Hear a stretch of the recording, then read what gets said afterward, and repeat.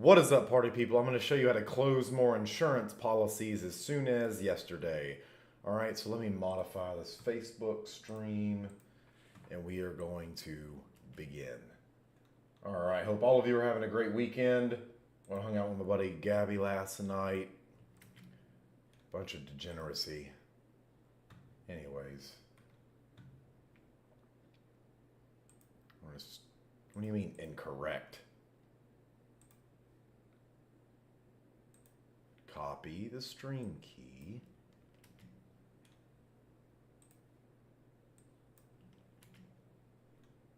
Okay.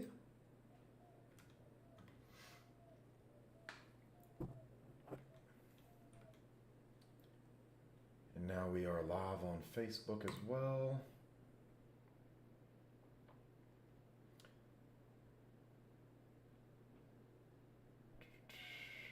Boom, there we go. All right, so if you want to start selling more insurance policies, there's a couple things that you're probably missing. If you don't understand sales, if you haven't been through a lot of sales training, anything like that, you probably don't know how to play with timelines, really enforce that urgency and scarcity, that proverbial, that metaphorical gun to their head, the reminder that death is coming, my dear friend. Death is coming. There's no getting out of it, all right? You're not going to escape it. You're not going to escape it, and you're either going to leave two things behind when you die. One is an asset. Two are liabilities, all your debt, all the problems that you didn't take care of. All right? It's very simple. It's very simple.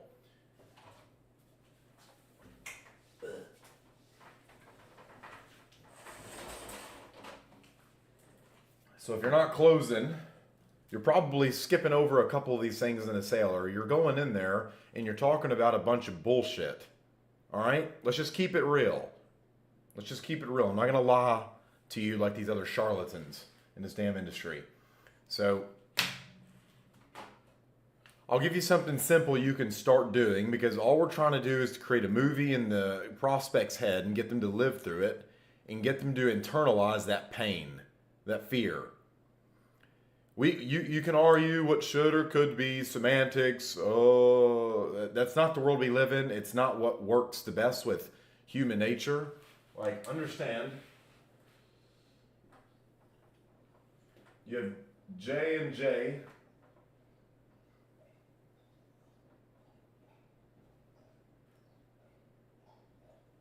Looks like Mr. Egghead over here.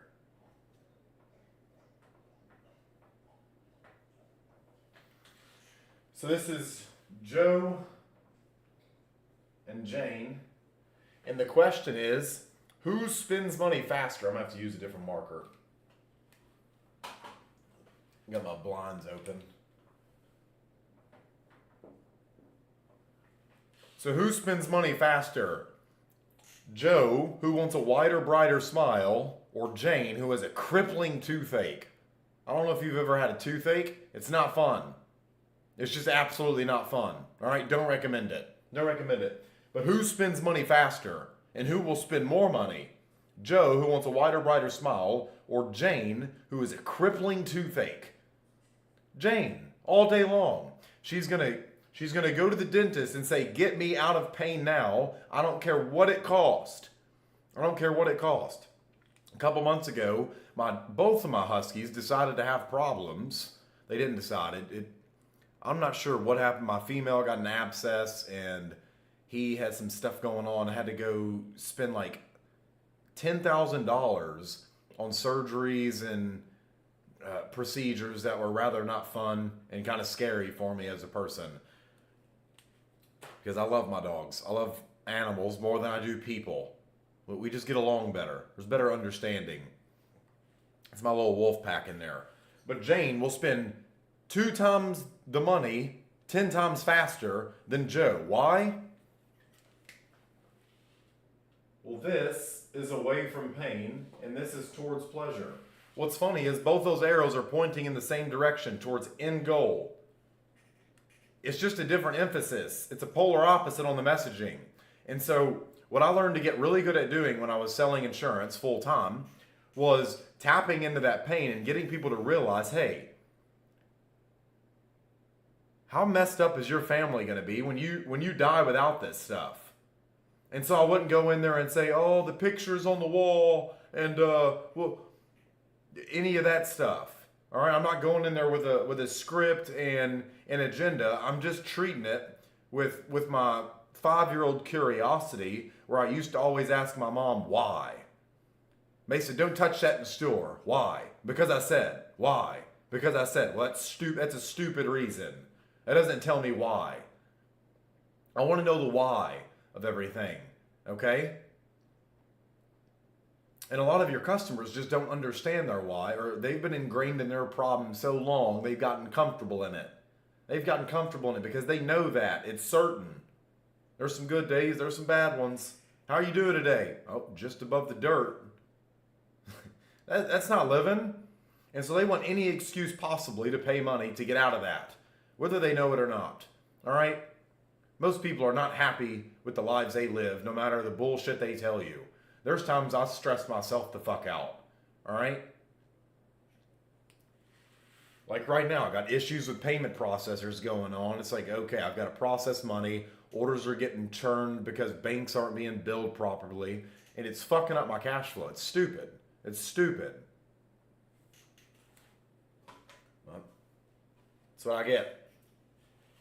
So understand, Jane's going to spend money twice as fast and she'll spend twice to 10 times more just to get out of pain. So they're both going in the same direction, which is towards end goal, outcome. It's just a different emphasis on the messaging that gets them there. So when I go into a house, or when I'm talking to someone on the phone about selling life insurance, no matter if it's, understand, guys, mortgage protection, final expense, all this stuff is just concepts. All right? Dab or it isn't live. Not sure what that means. But understand that. All right? So I'm not going in there wasting time talking about what they used to do and what their favorite hobbies are and what's going on with the Red Sox. All right? Could care less about sports or any of that shit. All I care about is finding out what's causing this problem. What's the unresourceful behavior? What's their impoverished model of reality that's causing this turmoil? That's what I have to look at. All right?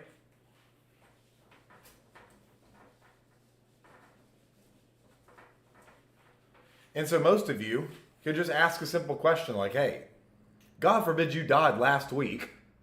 Why do I say last week rather than, hey, God forbid you were to pass away? It's past tense and implies it already happened. And they have to internalize that state. They have to pretend. You can just say that. Hey, pretend you're already dead. But I like to use dampening and softening frames in my language, not pretend you're dead. All right? So while I'm a very direct person, I know how to be indirect very fluently. It's very covert. All right? So God forbid you passed away last week. What does life look like for your family today? Like, what do they have to do to make ends meet? And if they give me this, oh, they'd figure it out bullshit, I'm going to keep pressing further. And I'm just going to find a different way to ask that question at the same time. It's like, well, what specifically are they going to have to do? How long can they afford to stay in the house? Who's going to make the payments? Who's going to babysit the kids? Your wife, does she have to get a second job? Like, I'm trying to figure out what exactly is going to happen. So I'm just going to start introducing all these other variables. Okay?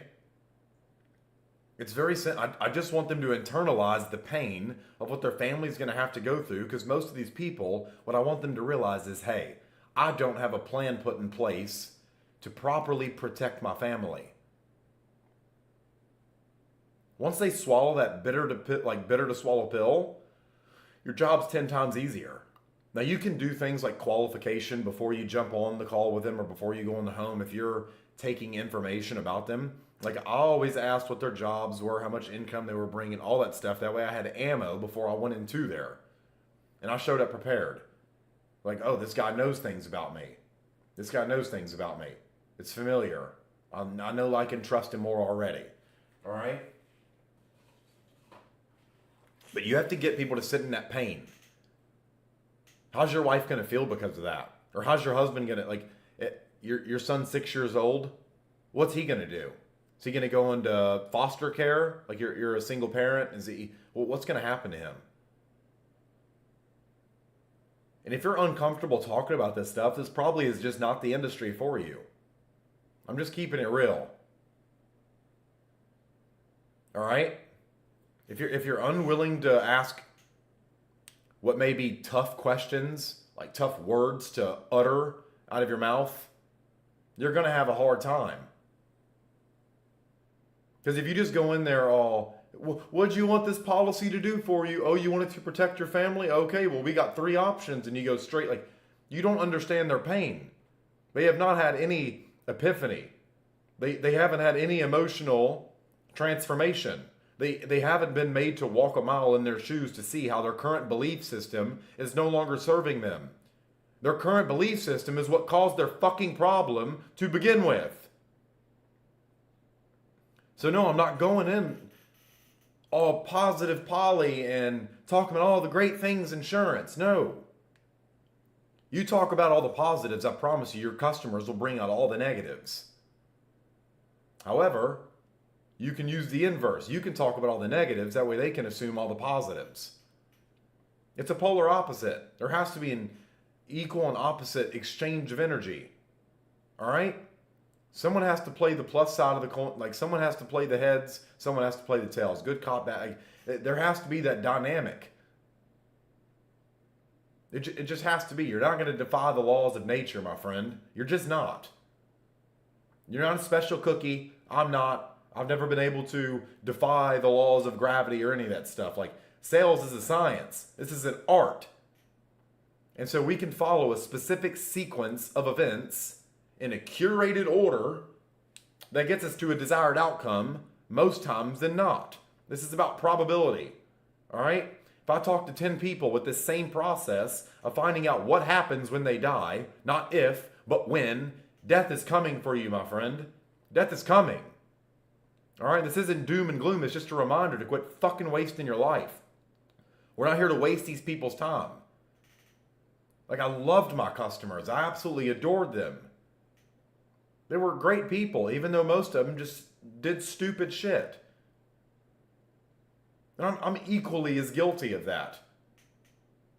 This isn't some, oh, Mason's so special. In all reality, when I die, the world keeps fucking going. Nothing changes.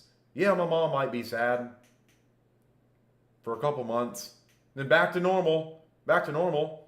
Like, this stuff sets in so frequently.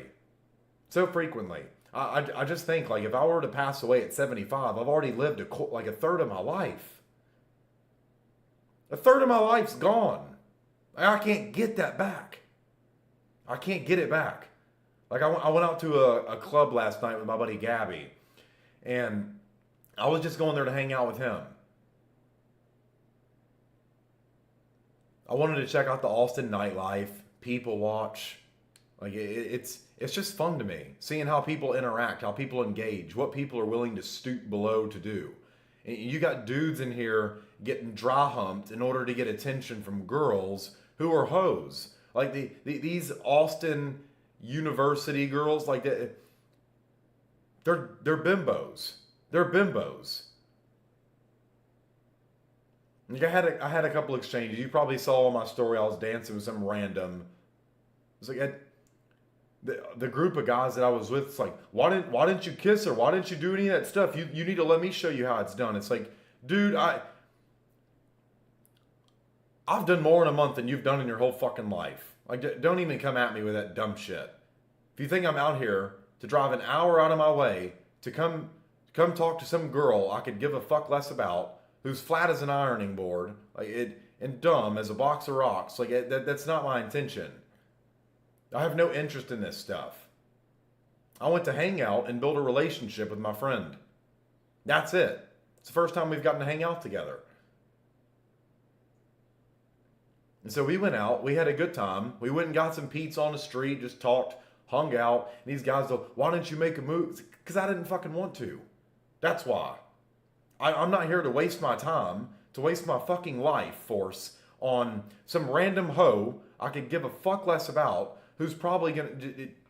They just make their way between any dude who will buy them drinks at a club. I'm not going to listen to a single thing any of them say.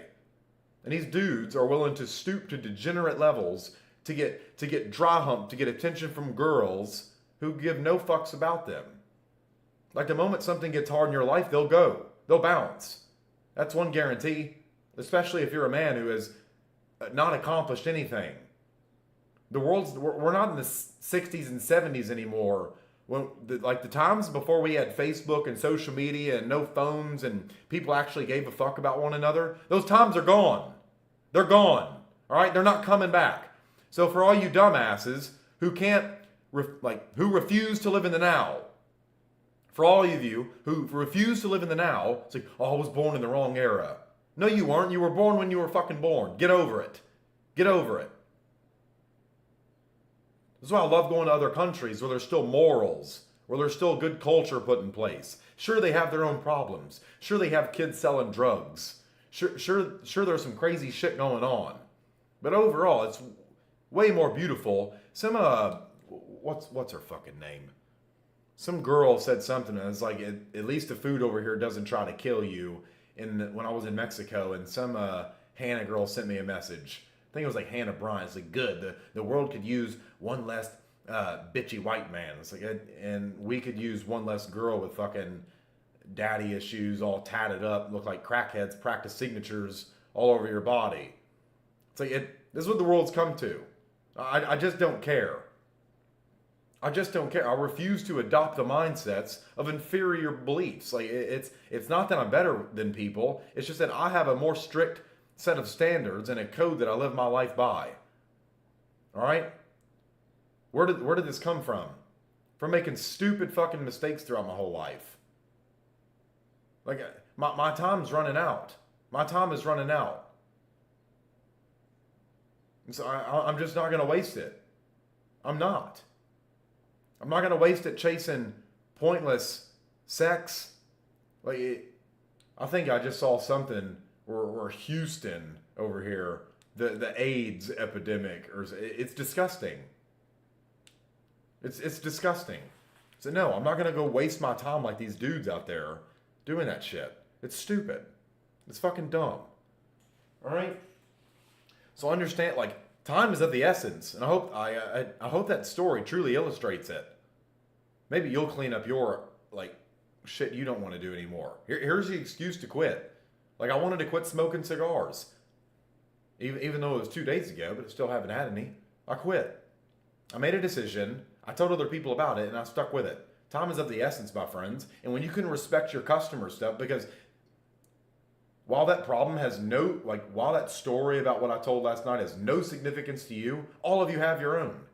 All of you have those little subtle reminders like, hey, I'm fucking this off.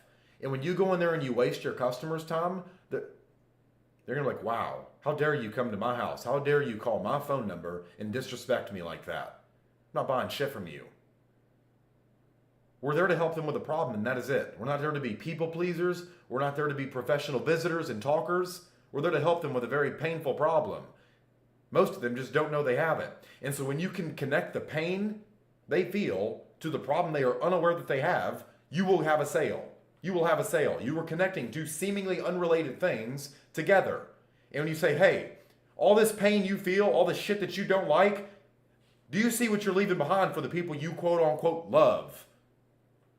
And we're trying to prove inconsistencies with their beliefs, because once someone realizes they are doing something that no longer serves them, 99% of people are going to quit fucking doing it. It's human nature. Now, 1% of the population is going to hold on to problems for secondary gain. They just are. They just are. There's no saving them. There's no saving them. And so I'm not going to waste my time. I wish the best for them. I love them. I love people as much as I can. But sometimes I get people the hell out. And that's why I love spending so much time alone. That's the price I have to pay for the ambition and the impact I want to make, the life I want to live. Is I don't get to go hang out with mediocre people and do stupid shit even though it's fun. Like trash can bowling. You know, where you have someone hang out the passenger seat of your truck, they grab a trash can on wheels, you go in about 70 or 80 miles an hour and you let it go. That was the shit I did at 18. Sure, it was fun. It was funny. Serves no purpose. It's stupid. You're messing with other people's shit. I want to live a phenomenal life without fucking hurting a bunch of innocent people, a bunch of innocent bystanders. So understand that when you connect that seemingly unrelated pain to their problem that they don't even know they have of what happens after they die, because most people, they just can't conceptualize death. They don't think about it. They get so caught up in this fucking thing. And I'm guilty of it too. But the stories that you tell yourself, they're way more dangerous than anything most times that you'll experience in real life. I can guarantee you that much. So, find out what's going to happen when they die. Connect that to the pain they are feeling. That is it. It's so simple. How do you do that? You ask questions and get them to walk through their current belief, their current story, their current version of what they think is going to happen. And when they realize they have no plan and that they're fucked, it's game over. They have to buy, or else they are lying to themselves. And a customer who is lying to themselves, I don't want them as a customer.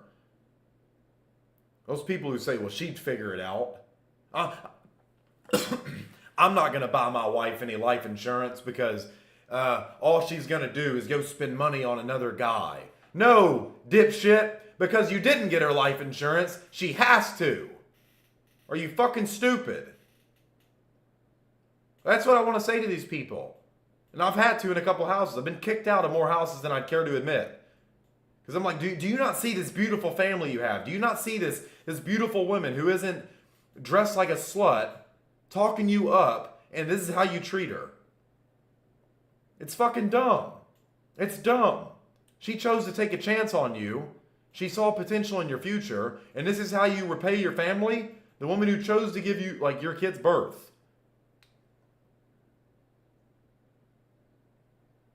I'm the head of house. No, my friend. You're a dickhead. And you're not even a good kind. You're not even a good kind. I'm a dickhead because I just tell the truth and hold people accountable to the shit they told me they were going to do.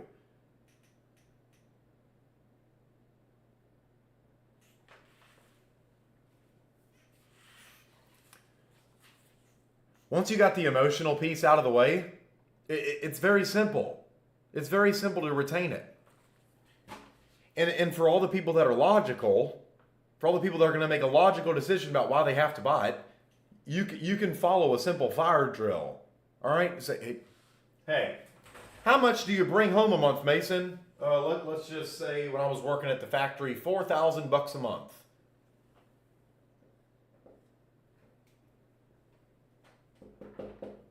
Fucking markers.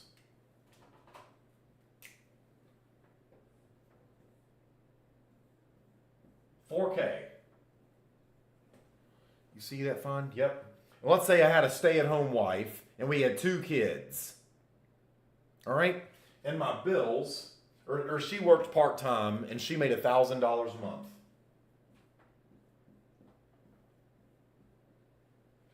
So total income combined, $5,000 a month. And you ask, okay, well, how much do your bills cost every month? How much does it cost your family to survive? Oh, $3,500.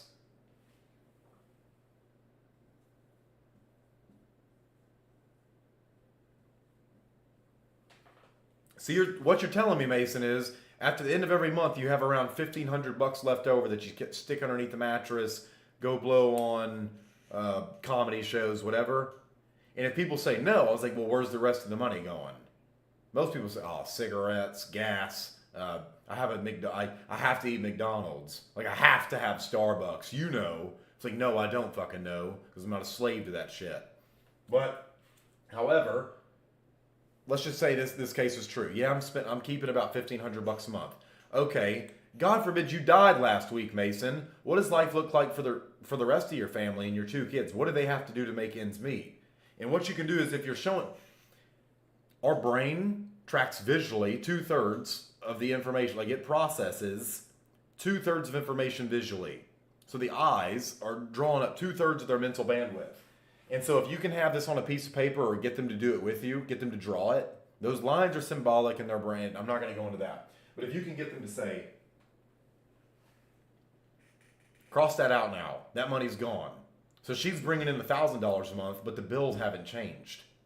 The income's changed, but the bills have not. What does she have to do to make ends meet? Where's she going to get the rest of that money? Siri, shut the fuck up. What happened? Like, she's $2,500 in the hole. How's she going to come up with that money? And you create a problem right there. And they have to figure a way out of it. And now we're no longer playing the game of should I get insurance or should it's like, how do I find a way out of this problem? That's their only concern right then and there. They don't know what's going on. They don't know what we're doing. All right? They're not the salespeople. Well, what does she have to do? Get a second job? Does she have to sell the house? Like, how long could she afford to stay in the house? Oh, I haven't ever thought about it like that. Yeah. Well, let's just walk through it real quick. Get them to, like, twist the knife in their back. I don't care how you need to internalize this. Whack them in the head with a hammer and sell them an aspirin. Rip open their wound, pour some salt in it. Then sell them a solution. If your customer has no price they pay for the pain they have, then your solution has no value in their eyes. It doesn't. If they can't internalize the price they are paying for the pain that they have, your solution is mute. Like it's worthless to them. They don't see, they don't feel how it's going to be advantageous to them to spend their money on it. They just don't. This is how you link. This is how you link it. It's how you connect the two seemingly unrelated things. Make them walk through it. Get them to internalize that. Play the movie in their head of what happens when they die. Because most people, they leave behind a shit ton of debt. That's unfair to their family. How dare you bring kids into this world and you leave them all the shit you were unwilling to take care of? If that's the case, that's shitty parenting. It's shitty. That child didn't ask to be born. That child didn't ask to be born. And most of you didn't plan to have the child in the first place. Some prom night dumpster baby. Some girl you met at a club. Stupid shit. How dare you leave your fucking problems? How dare you impede on someone else's life, making them clean up your own shit? What an ungrateful human being. That's all you have to do. Point out the discrepancy. Make them see what they're going to have to do to come up with that money, to pay off the bills, to stay in the house. Because most of them, what they're not going to want to do is change the quality of their family's life. Their family's going to want to stay in the house and all that stuff. And sometimes they literally cannot afford to. I would still argue something is better than nothing. Wouldn't you agree? I've said that so many times in sales. People who thought they couldn't afford shit. You're like, yeah, you're right. Let's just get something put in place. Then go for the close. So is she going to have to work a second job, a third job? What's going to happen with the kids? Do they go into daycare? Does she have to marry another dude? No man ever wants to hear that. If you introduce that, 9 times out of 10, they'll buy a policy. If it's a girl they really care about. No, I don't. Like that's terror. That's frightening in a man's mind. His girl kissing some other fucking dude. He's like, fuck that. I'll leave enough money behind to where she never even thinks about another dude. Although they're going to move on anyways. So understand that. All right? She's never yours. It's just your turn, homeboy. All right? It's a very simple game in today's day and age. That's the discrepancy. That's the discrepancy. 3 simple numbers. Find out what the household income is. Find out what the bills are. And what happens when the breadwinner's income falls off. And sometimes it's still enough. And if that's the case, you just tell them, hey, this doesn't look like it's a need for you, more just a luxury for peace of mind. I mean, is that a fair statement? It's like, yeah, that's right. Okay, well, here's what we got. Sometimes people just want to buy expensive shit. Sometimes people just want to leave a little bit of extra. A little cherry on the top for the people they love. All right? This is why life insurance is one of the most beautiful things in the world. If you're someone watching this who thinks insurance is a scam, you know what SCAM stands for? Still confused about money. That's probably why you're broke. Question is, do you want to leave your family broke? You may not come from a rich family, my friend, but a rich family can come from you. You can fix all those fucking problems that were left behind for you unfairly, rather than being a dick and leaving those same problems. That's the beauty about being a man. Sometimes we're just called to rise up to the challenge of fixing other people's fuck-ups. And we still get no praise for it. But we know we did it. That's the beauty. We know we did it. We know. We get to go to sleep with a pure heart, a pure conscience, say, I fixed that. I built that. I created that. I helped them. I was generous today. I lived my life well today. If this is my last day, I lived it well. No one else gets to say that. Just dudes. Just dudes.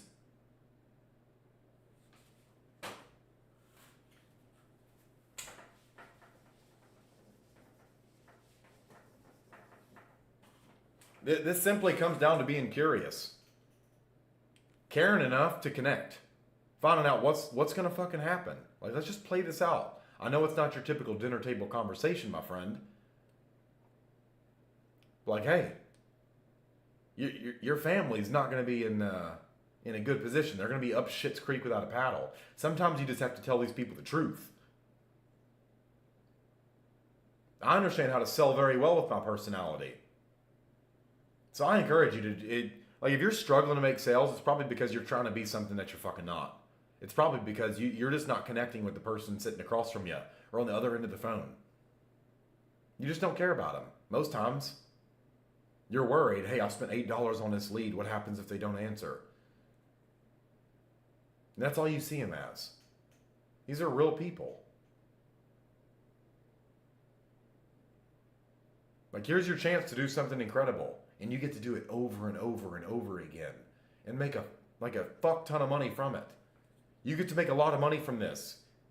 If your heart's in the right place most times out of not. And the scary part is people don't even have to have their heart in it. If they're just naturally persuasive or narcissistic people, they'll typically get away with a lot of shit in sales. They will. How do I know that? That's how I was when I started. Just good with words. I'm phenomenal with words. But it's not worth the chargebacks. Like to get people to do things that you know are not in their own best self-interest. However, if you know it is in their self-interest, every moment you deny them a solution to the problem they have, you are actively participating in their despair. You're part of the problem. You're a part of the problem. You ever conceptualize that? Like, you ever thought about that? For every moment, I'm not out there talking to my leads. Talking to people who indicated they have a problem, and like, it's a plea for help. Every moment I deny them that, I'm choosing to be a part of the problem. Bitter pill to swallow. Bitter pill to swallow. Now, eventually you'll start looking for things like leverage. I don't want to sell one-to-one. I want to sell one-to-many. I want to get as many people. I want to get as many cracks as the bat in as short a time frame as possible. And it's a lot more fun for me to do. Sell to the masses.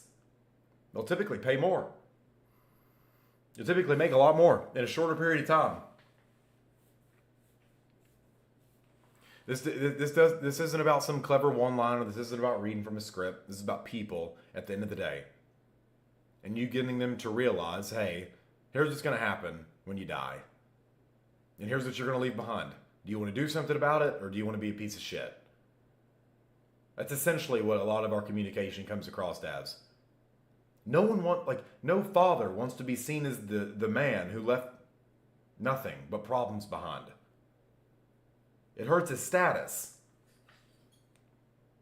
Us men are very status-driven creatures. We want respect. That's what we view love as.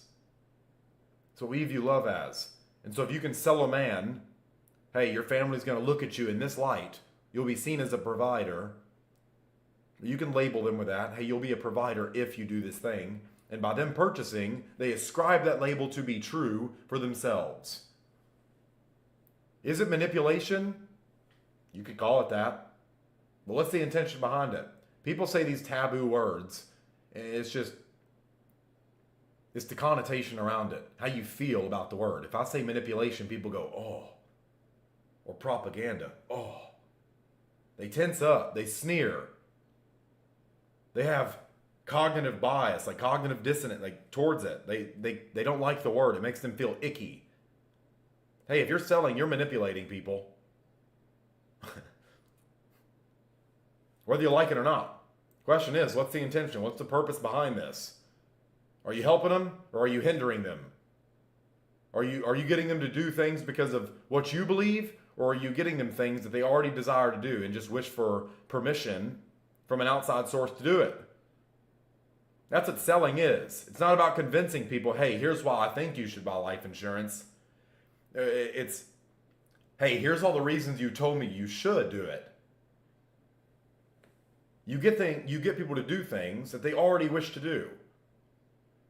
They just don't have the right mental frame, the right mental model of the world to point out why they should do it. That's what they're looking for, the why. They don't understand. It's very simple. That's what helped me sell hundreds of thousands of dollars of premium my very first year in the industry. Like, I know what I'm doing when it comes to this. And it's very simple, but what's simple is also simple not to do. This just comes down to people. You want to get really good at sales and marketing, just pick up some psychology books. People are so predictable. People are so predictable. This is how I'm able to talk to anybody about anything if I choose to. What does this give me the ability to do as a guy? Get pretty much whatever girl I want, make as much money as I want, go wherever I want, when I want. And it's not, I mean, sure, it's peacocking, it's some bragging, but it's just because it's applied psychology. You're working with human nature, not against it. The question is, like, are you going to abuse your power when you learn this shit? Most people will. If they know there's an exploit, they're going to exploit it. And so you have to be a conscientious person if you don't want bad shit to happen to you. If you don't want to put bad out in the world, you can't use this shit for inherent evil.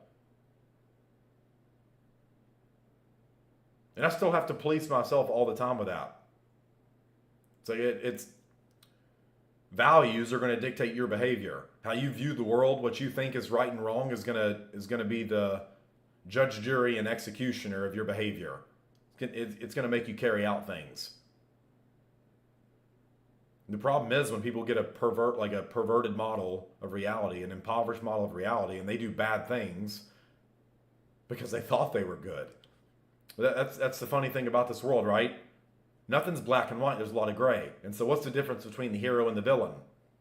Well, that's subjective. It's who's telling the story. Look at the Marvel movies. Thanos, that nerd, thought he was doing something good. And he did some crazy shit. Alexander the Great burned villages to the ground. Accomplished some amazing things. Look what Hitler did. Look what Adolf Hitler did. Look what Benito Mussolini did. Crazy shit. Werner von Braun. It's absolutely nuts. It's absolutely nuts. People do crazy things with this type of power. So please understand this. This isn't to use to hurt people and take advantage of people. It's meant to be used for like powers for good. What's the point in making a fuck ton of money if you hate yourself? And so sure, I've sacrificed some business deals, some longevity, some really profitable things because I'm just not going to be a piece of shit. I'm not going to dishonor myself like that. I'm just not.